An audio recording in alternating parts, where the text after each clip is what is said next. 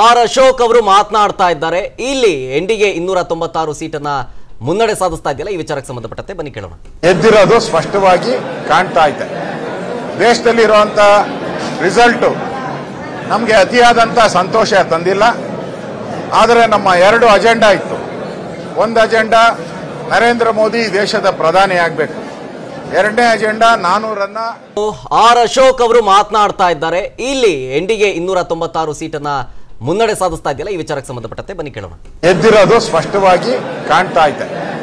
ದೇಶದಲ್ಲಿರುವಂತ result ನಮಗೆ ಅತಿಯಾದಂತ ಸಂತೋಷ ತಂದಿಲ್ಲ. ಆದರೆ ನಮ್ಮ ಎರಡು ಅಜೆಂಡಾ ಇತ್ತು. ಒಂದು ಅಜೆಂಡಾ ನರೇಂದ್ರ ಮೋದಿ ದೇಶದ ಪ್ರಧಾನಿ ಆಗಬೇಕು. ಎರಡನೇ ಅಜೆಂಡಾ 400ರನ್ನ. ಆರ್ ಅಶೋಕ್ ಅವರು ಮಾತನಾಡ್ತಾ ಇದ್ದಾರೆ.